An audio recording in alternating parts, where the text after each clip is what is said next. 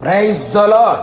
సమస్తమునకు క్షేమాధారమైన యేసుక్రీస్తు పరిశుద్ధ నామములో మీకును మీ ఇంటికిని మీకు కలిగిన సమస్తమునకును క్షేమము కలుగును గాక. ఈ దినపు యేసయ్య జీవపు మాట 16వ కీర్తన 2వ చరణం. నీకంటే నాకు క్షేమాధారము ఏదియు లేదు. యేసయ్య మీదనే ప్రతి విషయములలో ఆనుకొని ఆధారపడి ఆయన వైపు చూచుచు ఈ విశ్వాస యాత్రలు నడిపించబడుచు పరమునకు సిద్ధపడుచున్న నా దేవుని ప్రతిష్ఠిత దైవ జనాంగమా, యేసయ్య మన ప్రభు. ఆయన కంటే మరొక క్షేమాధారము మనకు లేదు. మనము అన్ని విషయములలో క్షేమము కలిగిన వారమై మనకును మన ప్రాణమునకును మన కలిగిన సమస్తమునకును నిత్యము క్షేమము అనుగ్రహించగల దేవుడు, మన నగరిలో క్షేమము దయచేయగల దేవుడు యేసయ్య. ఆయన మీదనే ఆధారపడి ఉండవలెను. మన క్షేమమునకు ఆధారమై ఉన్న యేసయ్య మన జీవితమునకు సమస్తమునకు ఆయనే ఆధారం.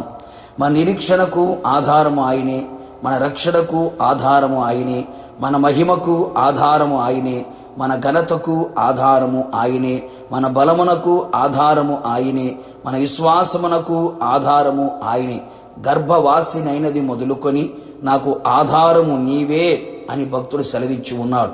అనేకులు ఆత్మీయులు కూడా మనుషుల మీద డబ్బు, అధికారం, పదవి, స్వబుద్ధి, స్వజ్ఞానం, సౌందర్యంను ఆధారము చేసుకుని ఉన్నారు.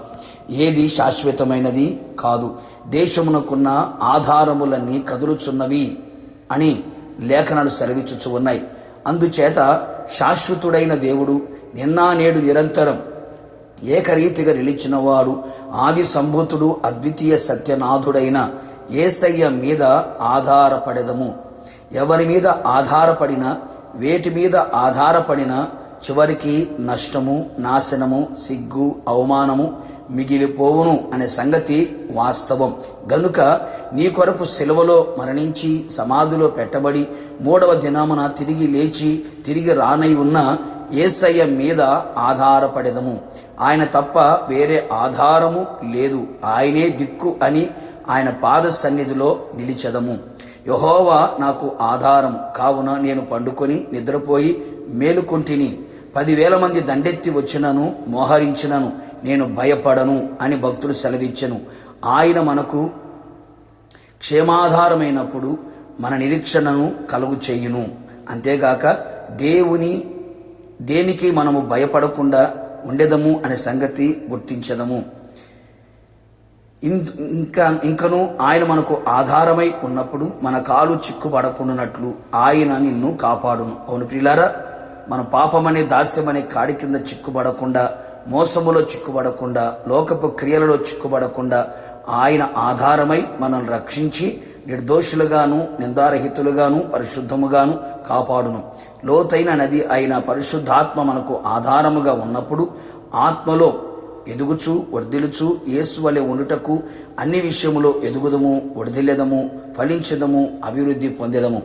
కావున నా దేవుని ప్రియులారా, మన క్షేమాధారమైన యేసయ్య మీద ఆధారపడి ఆయనను సేవించుచు, ఆయనను గణపరచుచు, ఆయనను కొనియాడుచు, ఆయన మహిమగల రాకడ కొరకు, ప్రత్యక్షత కొరకు ఎదురు చూచెదము. యుగ యుగములు యేసుతో కూడా ఉండేదము. ప్రార్థన. మా ఆధారమై ఉన్న యేసయ్య, నీ పరిశుద్ధమైన పాదములకి కృతజ్ఞతాస్తుతులు చెల్లించుచు ఉన్నాం. అవును ప్రభా, లోకములో మాకు ఏ క్షేమ ఆధారము లేదు. మాకు క్షేమాధారము మీరు మాత్రమే ఉన్నందుకు మిమ్మల్ని స్తుతించుచు ఉన్నాం. మా జీవితంలో ప్రభువా, మాకును మా కలిగిన సమస్తమునకును కూడా మీరే క్షేమాధారమై ఉన్నందుకు మిమ్మల్ని స్తుతించుచు ఉన్నాం. మీరు మాకు ఆధారముగా ఉన్నప్పుడు తండ్రి మేము భయపడము అని, నిరీక్షణ కలిగిన వారుగా ఉంటాము అని, అలాగే మా కాలు చిక్కుబడకుండా పరిశుద్ధులుగా కాపాడబడుతాము అని, అలాగే ప్రభునైనా ఆత్మీయ జీవితాలు వర్ధిల్లుచు అలాగే అభివృద్ధి పొందుచు మీరు అక్కడ సిద్ధపడుచామని లేఖనాలు సెలవిస్తున్నాయి. ఇది మొదలుకొని మా జీవితములకు, మా ఆత్మ ప్రాణ శరీరములకు మీరే ఆధారమే ఉండి మీ ఆగమముల వరకు మమ్మల్ని నడిపించమని యేసు నామములో అడిగి పొందుకున్నాము తండ్రి, ఆమేన్. నిశ్చయముగా మీకును మీ కుటుంబ సభ్యులందరికీ ఆయనే క్షేమాధారమై ఉండును గాక. God bless you.